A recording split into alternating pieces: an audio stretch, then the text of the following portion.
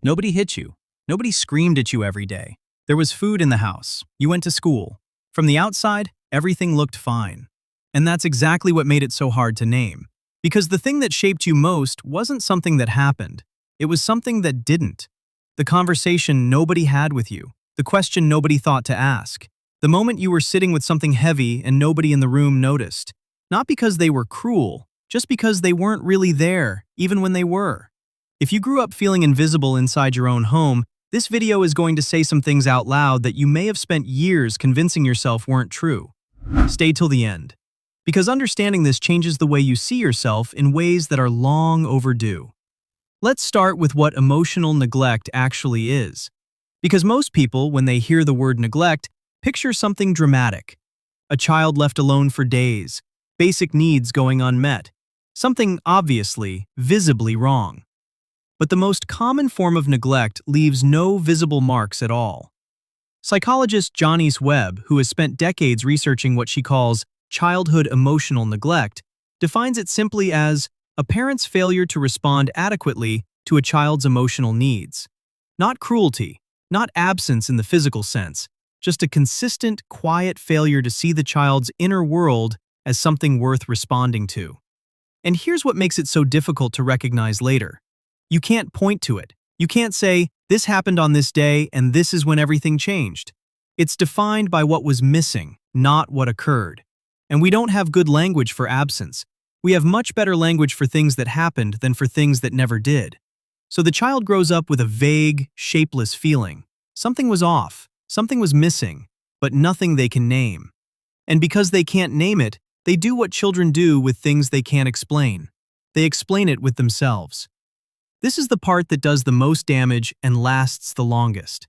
When a child's emotional experience is consistently unmet, not punished, not attacked, just met with silence or distraction or a quick subject change, the child doesn't conclude that their parent is missing something.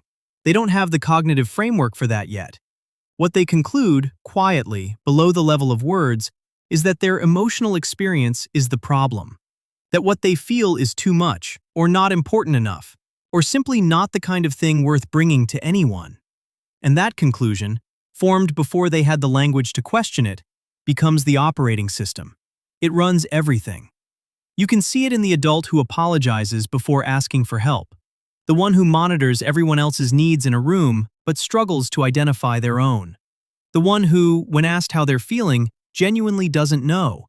Not because they're being evasive, but because they learned so early that feelings were private things to be managed alone that they eventually stopped tracking them at the conscious level.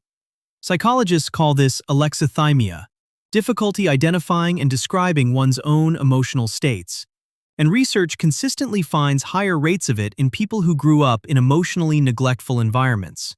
Not because something is wrong with their brain, because they were never given the experience of having their emotions named, reflected, and responded to consistently enough for that skill to develop. Here's something worth pausing on, because it matters more than most people realize. Emotional attunement, the experience of having someone look at you and actually see what's happening inside you and respond to it, isn't just nice to have. Research from developmental psychology shows it's how children learn that their inner world exists and has value.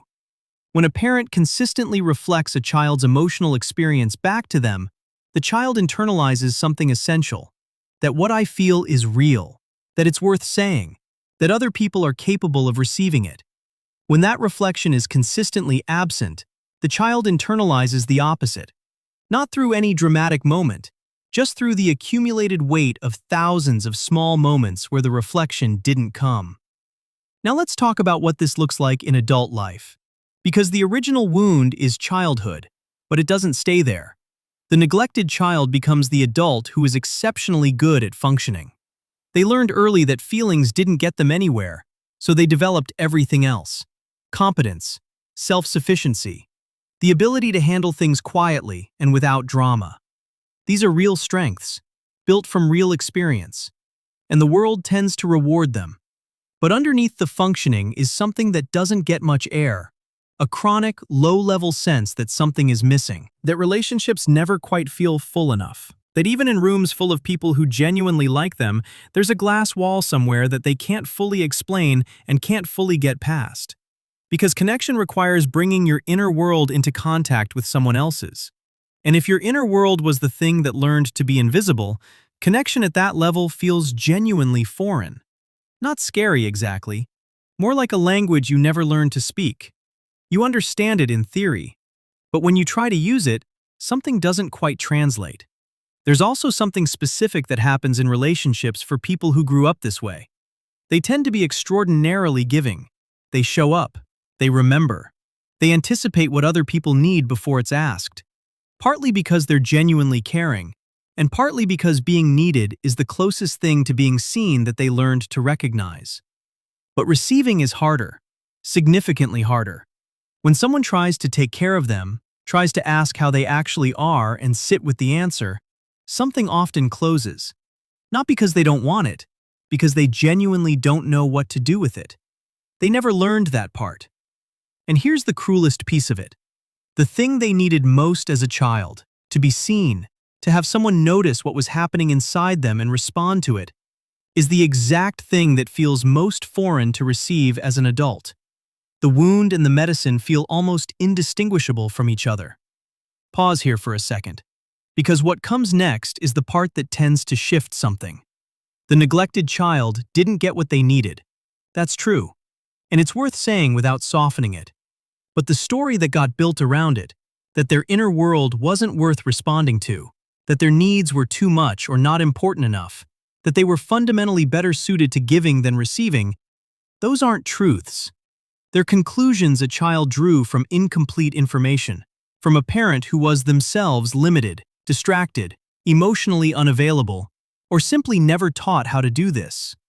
The conclusion felt like a truth because it arrived so early and went so unchallenged for so long.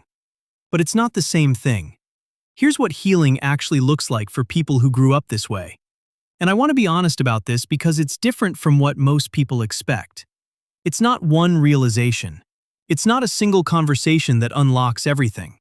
It's slower than that and more ordinary than that. It's the practice of noticing what you feel, not evaluating it or managing it, just noticing it. Learning to name it, even imprecisely. Saying, "I think I'm disappointed," or "I'm not sure what I'm feeling right now," to someone safe, and letting that be enough. It's allowing yourself to need things without immediately calculating whether the need is justified or too much.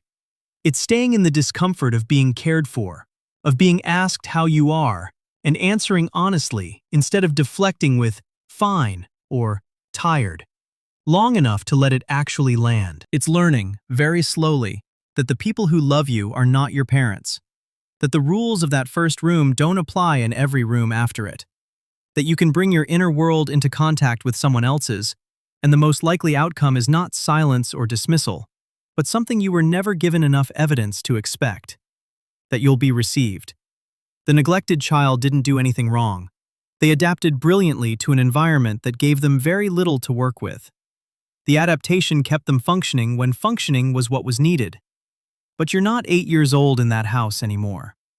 And the most important thing you were never told, the thing that should have been said so many times it stopped being remarkable, is that what's happening inside you has always been worth someone's full attention. It still is. If this video described you more accurately than you expected, please subscribe. I would genuinely appreciate it.